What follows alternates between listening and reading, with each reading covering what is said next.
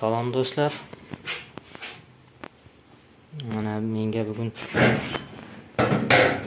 mikrovolnovka olib kelishdi. Mana Samsung. Bu egasi aytishicha qizmayapti deyapti. Mana bu yerda magnetroni bor, qizmayapti. Hozir ishlatib ko'rsataman. Mana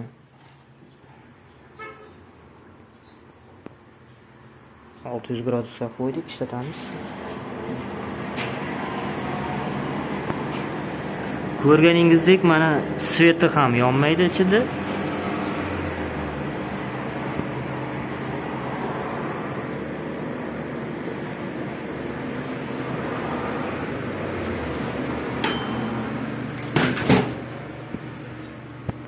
Hech qanaqa issiqlik yo'q. Ishlamayapti. Hozir buni ochib ko'ramiz. Kasali qayerda ekan? Ochish uchun mana bu yerda shurplari bor.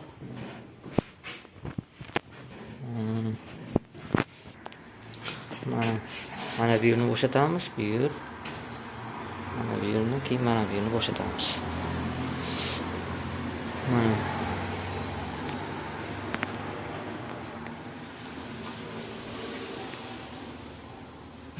O'zbekistonda ishlab chiqarilgan 230 volt, 50 Hz, 1150 Watt tortadi.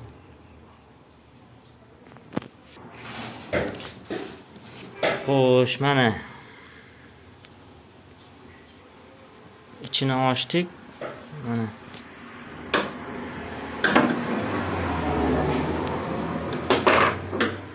Mana bu yerda bitta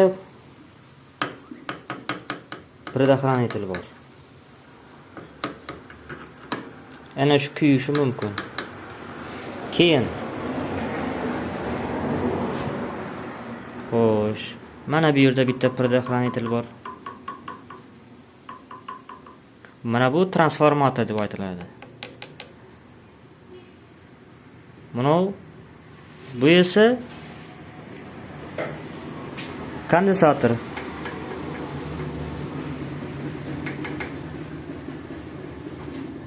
Yonkisni kondensator bu. Mana bu esa zvonok.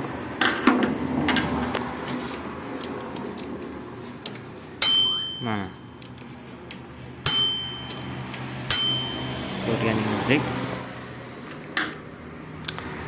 Xo'sh, magnetron deb mana buni aytiladi. Ko'rib turganingizdek, mana ichida qatlamlar bor mana. O'rtasida magnit bor. Bu esa termostat. Yo'q, bu lampochka bu. Bu lampochka yonib turadi. Mana bu yerda termostat bor. Mana shunday. Mana bu yerda включательlari bor mana. Включательlari, kontaktlar.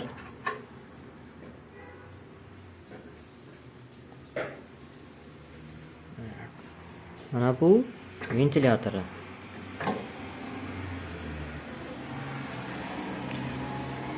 Hozir mana bu tekshirib ko'ramiz, предохранительni tekshirib ko'ramiz. Biz yechib olishimiz uchun mana bunday qilib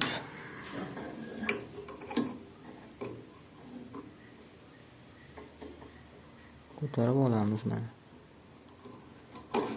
Mana ochish uchun esa mana bu ikkita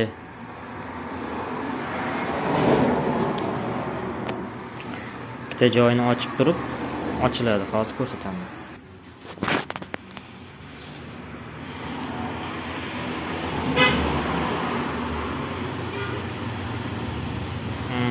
Ko'rganingizdek mana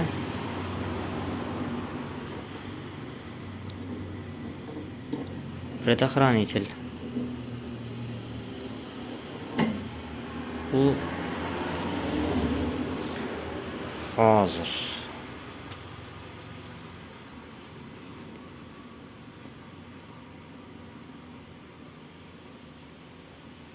5 kilovat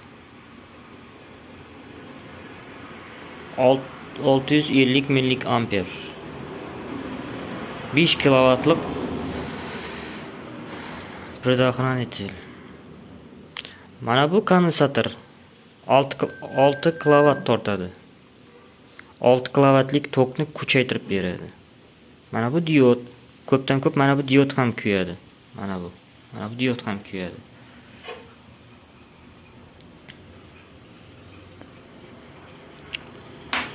Mana shunday.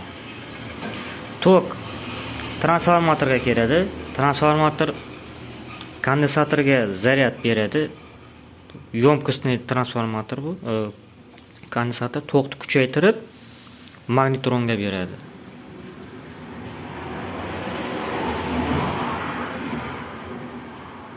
Ana shunday do'stlar. Endi zapchastga ketamiz. Menda bunaqangi предохранитель yo'q. Shu предохранительni qo'ysak bo'ldi, ishlaydi. Hozir kuyganmi, kuymaganmi tekshirib ko'rsataman. Kuyganini tekshirish uchun mana bunday tester kerak bo'ladi. Testerda esa mana bu prozvonkaga qo'yasiz. Kolonkaning rasmiga qo'yasiz. Xohlasangiz bu tomonga, xohlasangiz bu tomonga. Mana.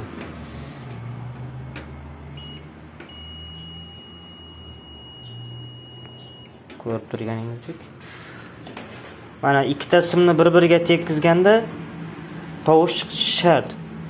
Shunda bu kuymagan bo'ladi. Agar tovush chiqmasa, mana bu o'rtadagi sim uzilgan bo'ladi. Hozir tekshirib ko'ramiz. Haqiqatdan ham kuyganmi yoki kuymaganmi?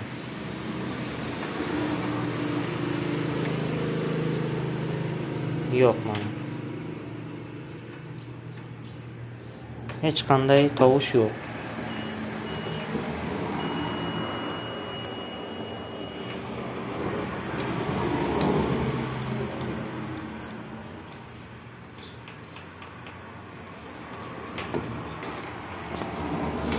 Demak, mana shu предохранительni qo'yamiz, joy-joyiga qo'yib, keyin ishlatib ko'ramiz.